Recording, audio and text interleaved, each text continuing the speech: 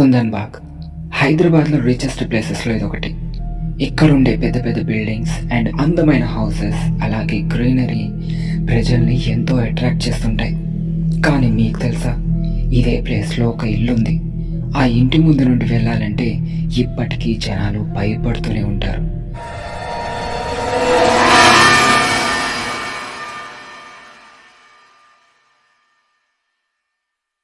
సాజిద్ అనే ఒక కుర్రాడు ఎన్నో రోజుల నుండి కుందన్ బాగ్లో ఉన్న ఒక ఇంటి మీద కన్నేసి ఉంచాడు.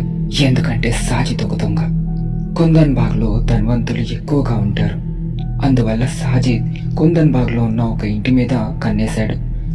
కొన్ని రోజులుగా ఆ ఇంటిని గమనిస్తూ లోపలికి ఎలా వెళ్ళాలి, మనుషులు ఎవరైనా ఉన్నారా, ఉంటే ఎప్పుడు బయటికి వెళ్తున్నారు, ఎప్పుడు లోపలికి వెళ్తున్నారు, అలాగే లోపల దొంగలించడానికి ఎంత డబ్బు నగలు ఉండి ఉండొచ్చు అని మొత్తం గమనిస్తున్నాడు. కానీ సాజిద్కి మనుషులు ఎవ్వరూ ఉన్నట్టు కనిపించలేదు. కానీ రాత్రి అయితే ఆ ఇంట్లో లైట్స్ ఆన్లో ఉండడం గమనించాడు. దాన్ని బట్టి మనుషులు ఎవరూ బయటికి రారనుకుంటా. ఇల్లు చూస్తుంటే లోపల చాలా డబ్బు ఉండి ఉండొచ్చు. ఈరోజు ఎలా అయినా లోపలికి వెళ్ళి అంతా దోచుకోవాలి అని అనుకుంటాడు. సమయం రాత్రి 10 గంటలు, సంవత్సరం 2002. ఆ కాలనీ మొత్తం చాలా ప్రశాంతంగా సైలెంట్గా ఉంది. బయట రోడ్డు మీద ఒక స్ట్రీట్ లైట్ కింద సాజిద్ నిలబడి ఆ ఇంటి వైపు చూస్తున్నాడు. ఆ ఇంటి లైట్స్ అన్నీ ఆఫ్ ఉన్నాయి, ఒక్క బెడ్రూమ్ లైట్ తప్ప. విండోలో నుండి మనుషుల నీడలు కనిపిస్తున్నాయి. కొద్దిసేపటికి ఆ బెడ్రూమ్ లైట్ కూడా ఆఫ్ అయిపోయింది. సాజిద్ గుండె వేగంగా కొట్టుకోవడం మొదలైంది. అందరూ పడుకున్నట్టున్నారు. లోపలికి వెళ్ళడానికి ఇదే మంచి సమయం అనుకుని అటు ఇటు చూస్తూ గోడ ఎక్కి అవతల వైపుగా ల్యాండ్ అయ్యాడు. అడుగులో అడుగు వేసుకుంటూ ఆ ఇంటికి దగ్గరవుతున్నాడు. ఎన్నో దొంగతనాలు చేసిన సాజిద్కి ఎందుకో ఈసారి గుండె భారంగా భయంగా అనిపించింది. కింద కిటికీ నుండి లోపలికి తొంగి చూస్తూ కిటికీకి ఉన్న స్క్రూస్ ఓపెన్ చేసి లోపలికి ఎలాగోలా వెళ్ళిపోయాడు. కింద గ్రౌండ్ ఫ్లోర్లో మెల్లగా నడుస్తూ అటు ఇటు తడుముతూ ఉన్నాడు.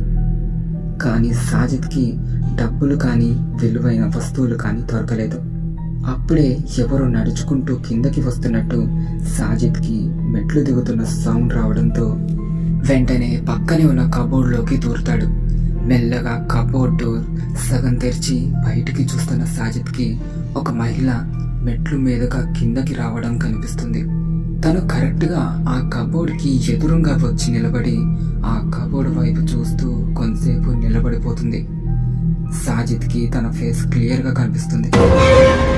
ఎన్నో రోజులుగా నిద్ర లేనట్టు కళ్ళ కింద డార్క్గా గుంతలు పడిపోయి చర్మం మొత్తం ఎండిపోయి చూడ్డానికి భయంకరంగా కనిపిస్తుంది. దానికి తోడు తన ఫేస్లో స్మైల్ ఇంకా భయంకరంగా అనిపించింది సాజిద్కి. సాజిద్ని తను చూసేసిందేమో అని పాకెట్లో ఉన్న చాకుని తీసి అలాగే చూస్తున్నాడు. అప్పుడే తను పక్కనే ఉన్న కిచెన్ రూమ్లోకి వెళ్ళింది. ఇంకా వెంటనే సాజిద్ ఆ ప్లేస్ నుండి మెట్లు వైపుగా పైకి వెళ్తుండగా కిచెన్ రూమ్లో నుండి ఆ మహిళ అరుపు వినిపించింది. సాజిద్కి గుండె ఒక్కసారిగా ఆగిపోయినంత పనైంది. వెంటనే కిచెన్ రూమ్లోకి వెళ్ళిన సాజిద్కి ఆ మహిళ కింద కూర్చుని పెద్దగా ఏడుస్తూ కింద నేల మీద దేంతోనో గీస్తుండడం కనిపిస్తుంది. సాజిద్కి ఒక్కసారిగా గుండె చల్లగా అయిపోయినట్టు అనిపిస్తుంది. ఎందుకంటే తన చేతిలో కూడా ఒక చాకుంది. ఇంక తను ఆ చాకుతో నేల మీద ఏవో గీస్తుంది. సాజిద్కి కాళ్ళు చేతులు వణికిపోతున్నాయి. వెంటనే దొరికినట్టు దోచుకుని ఇక్కడి నుండి పారిపోవాలి అని మెట్లు వైపుగా పైకి వెళ్ళిన సాజిద్కి బెడ్రూమ్ డోర్ దగ్గర ఒక 23 years అమ్మాయి ఎదురుగా నిలబడి ఉండడం సాజిద్కి కనిపిస్తుంది. వెంటనే తనకి చాకు చూపించి భయపెట్టడానికి ప్రయత్నిస్తాడు. కానీ తనలో ఎలాంటి చలనం ఉండదు. చూడ్డానికి తిను కూడా సేమ్ ఆ మహిళలానే ముఖం పీకిపోయి కళ్ళు లోపలికి వెళ్ళిపోయి హస్తి పంజరంలా ఉండడంతో సాజిద్ చాలా భయంగా అనిపిస్తుంది. అయినా కూడా ఆ కత్తితో తన వైపు చూపించి భయపెడుతున్నాడు. తను ఒక్కసారిగా గట్టిగా నవ్వడం మొదలు పెడుతుంది. ఆ నవ్వు ఎంత భయంకరంగా ఉంది అంటే మాటల్లో చెప్పలేనిది. తన కళ్ళు ఉండుండి నల్లగా మారిపోతున్నాయి. చూస్తుండగానే బెడ్రూమ్ డోర్ నుండి తను లోపలికి వెళ్ళిపోయింది. ఏదో డోర్ తెరిచి ఉన్నట్టుగా. సాజిద్ భయంతో ఆ బెడ్రూమ్ డోర్ తెరిచి లోపలికి వెళ్తాడు. 2 అడుగులు లోపలికి వెయ్యగానే ఒక్కసారిగా సాజిద్కి కుప్పమని బ్యాడ్ స్మెల్ తగులుతుంది. ఆ బ్యాడ్ స్మెల్ ఎలా ఉందంటే ఎన్నో పందుకొక్కులు చనిపోయినట్టు కుళ్ళిపోయిన కంపులా ఉంది. వెంటనే ముక్కు మూసుకొని అటు ఇటు చూడగా ఎదురుగా ఒక పెద్ద బెడ్ మీద 3 ఆడవాళ్ళ శవాలు సాజిద్కి కనిపించడంతో సాజిద్కి వెన్నుముక్కలో వణుకు పడుతుంది. ఎందుకంటే ఎదురుగా ఉన్న శవాలు ఏవైతే బెడ్ మీద ఉన్నాయో వాటిల్లో 2 శవాలు ఇందాక సాజిద్ చూసిన వాళ్ళవే.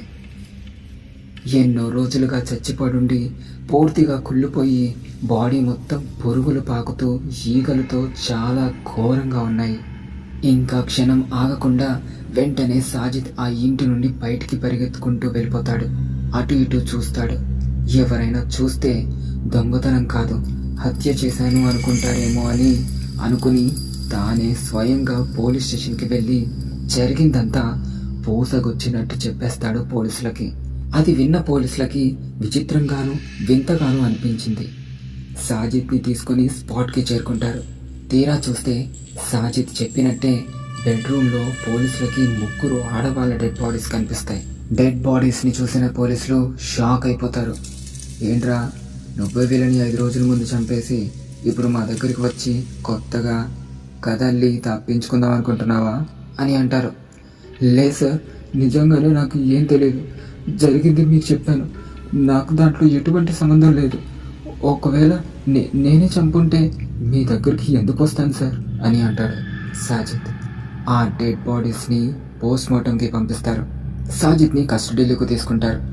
ఎన్నిసార్లు అడిగినా సాజిద్ చెప్పిందే మళ్ళీ మళ్ళీ చెప్పేవాడు. అలా పోలీసులకి నమ్మబుద్ధి అయ్యేది కాదు. పోలీసులకి ఫారెన్సిక్ ల్యాబ్ నుండి కాల్ వస్తుంది. ఆ కాల్ మాట్లాడిన పోలీస్కి ఒక్కసారిగా మైండ్ బ్లాక్ అయిపోతుంది. ఎందుకంటే వాళ్ళు చనిపోయి 6 months అవుతుందని, పైగా వాళ్ళు చనిపోయింది పాయిజన్ వల్ల అని ఫారెన్సిక్ వాళ్ళు చెప్తారు. అలాగే ఆ ఇంట్లో పాయిజన్ బాటిల్ దొరుకుతుంది. భయం కలిగించే దృశ్యం ఏంటంటే ఆ ఇంట్లో చేతబడి చేసిన వస్తువులు దొరికాయి. 2002లో ఈ కేస్ చాలా వైరల్ అయిపోయింది. అసలు వీళ్ళు ఎవరు అని తెలుసుకోవడానికి చుట్టుపక్కల ఇళ్ళకు వెళ్ళి ఇన్వెస్టిగేషన్ చేయగా ఆశ్చర్యమైన విశేషాలు బయటపడ్డాయి. ఆ ఇంట్లో వాళ్ళు అసలు బయటికే రారు, ఇంట్లోనే ఉంటారు. అప్పుడప్పుడు అరుపులు వినిపిస్తుంటాయి. ఆ తల్లి కూతుర్లు నైట్ టైంలో క్యాండిల్స్ పట్టుకుని బాల్కనీలో తిరుగుతుంటారు సార్. చేతిలో ఒక బాటిల్ కూడా ఉంటుంది.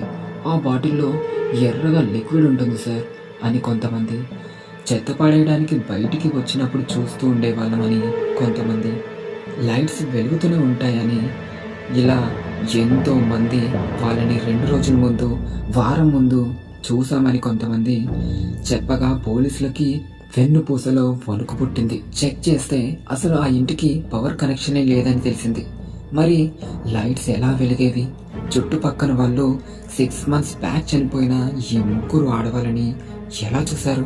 అసలు ఆ ఇంట్లో చేతబడి చేసిన గుర్తులు, వస్తువులు ఎందుకున్నాయి అన్న మిస్టరీ ఇప్పటికీ మిస్టరీగానే ఉండిపోయింది. గవర్నమెంట్ ఆ ఇల్లుని సీల్స్ చేసి ఎవరు లోపలికి వెళ్ళడానికి వీల్లేదు అని రూల్ పాస్ చేసింది. ఇప్పటికీ ఆ ఇంటి ముందు ఉన్న స్ట్రీట్ లైట్స్ వాటికవే ఆన్ ఆఫ్ అవుతుంటాయని, ఆ తల్లి 2 కూతుర్లు క్యాండిల్స్ పట్టుకొని బాల్కనీలో తిరుగుతూ కనిపిస్తారు అని కథలుగా చెప్పుకుంటారు.